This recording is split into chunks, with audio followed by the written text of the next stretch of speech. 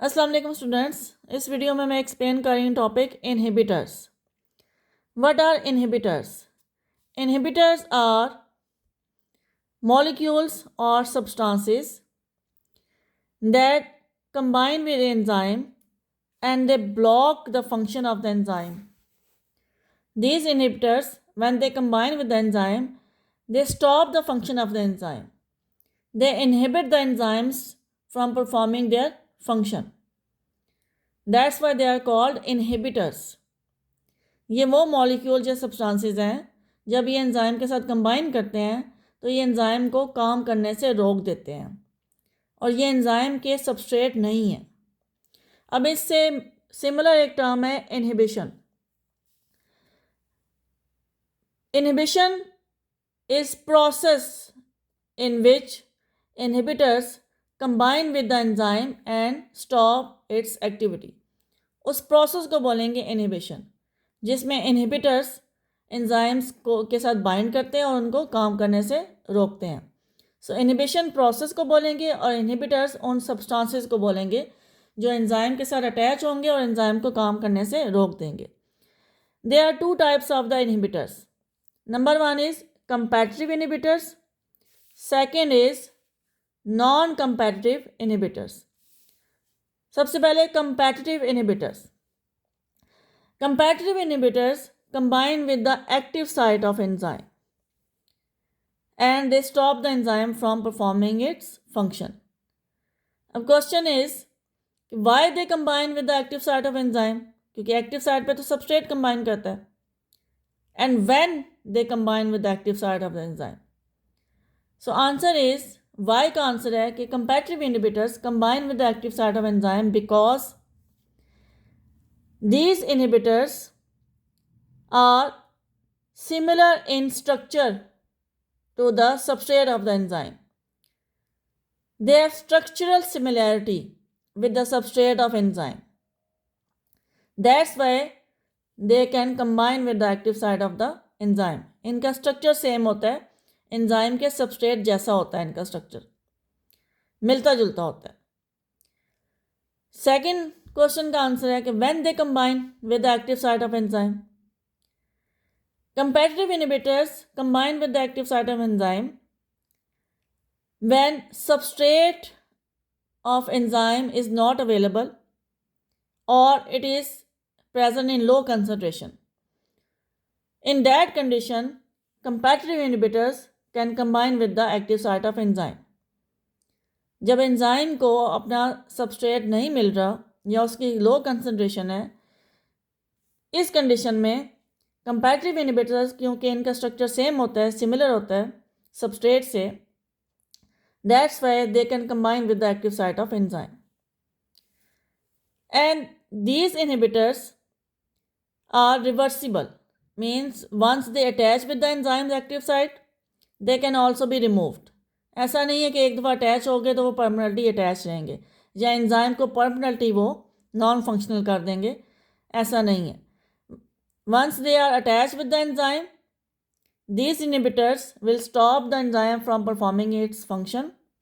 But when they are removed, that enzyme can perform its function properly. वो अपने substrate के साथ combine कर सकता है। अब कब ये रिमूव हो सकते हैं? Competitive inhibitors अटैच कब होते हैं? When substrate concentration is low or substrate of enzyme is not available. तो जब सबस्ट्रेट अवेलेबल हो जाएगा, these inhibitors can be removed from the active site of the enzyme. Competitive inhibitors में ये 3 points लाजमी आपने ऐड करने हैं। नंबर वन कि ये कहाँ पे अटैच होते हैं? दे attach with the active site. Second, why they attach with the active site of enzyme? Because of their structural similarity with the substrate of the enzyme. And third is that they are reversible. Once they are removed, enzyme will be able to perform its function normally. Example है competitive inhibition की malonate. Malonate कैसे as a competitive inhibitor काम करता है? उससे पहले ये एक जनरल डायग्राम है कंपैरेटिव इनहिबिशन की। ये एंजाइम है, ये इसके सबस्ट्रेट है, ये इनहिबिटर है। अब नॉर्मली तो इन दोनों सबस्ट्रेट को यहाँ पे अटैच होना चाहिए और एंजाइम को काम करना चाहिए, बट जब ये सबस्ट्रेट अवेलेबल नहीं होंगे तो ये इनहिबिटर जो है ये यहाँ पे अटैच हो जाएगा और एंजाइम को काम करने से रोक देगा ये इनहिबिटर। मेलोनेट कैसे एज अ कंपैरेटिव इनहिबिटर काम करता है ये इस डायग्राम में एक्सप्लेन होगा। इस डायग्राम में ये एंजाइम है जिसका नाम है succinate dehydrogenase. Succinate dehydrogenase. Normally इस एंजाइम का सबस्ट्रेट होता है सक्सिनेट। ये सक्सिनेट का फार्मूला है। सक्सिनेट इस एंजाइम के साथ कंबाइन करता है, सक्सिनेट डिहाइड्रोजनेस एंजाइम के साथ। ये यहाँ पे लग गया इसकी एक्टिव साइट पे सक्सिनेट, और ये बन जाता है एंजाइम सबस्ट्रेट कॉम्प्लेक्स। और ये एंजाइम सक्सिनेट को कन्वर्ट कर देगा प्रोडक्ट में जो कि है फ्यूमरेट, और एंजाइम सेपरेट हो जाएगा। ये तो है नॉर्मल रिएक्शन इस एंजाइम का। अभी यहाँ पे कंपैरेटिव इनहिबिशन नहीं है। कंपैरेटिव इनहिबिशन कब आएगी? If succinate is not available then malonate which is similar in structure with the succinate.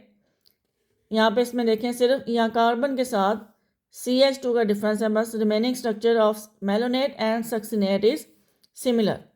So when succinate is not available, malonate will combine with the active site of the enzyme. कौन सा enzyme? Succinate dehydrogenase.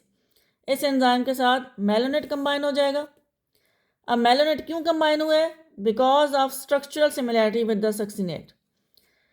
अब ये enzyme जो है, ये enzyme succinate को तो fumarate में कन्वर्ट कर सकता है, but this enzyme will not be able to convert malonate into fumarate because malonate is not substrate of this enzyme.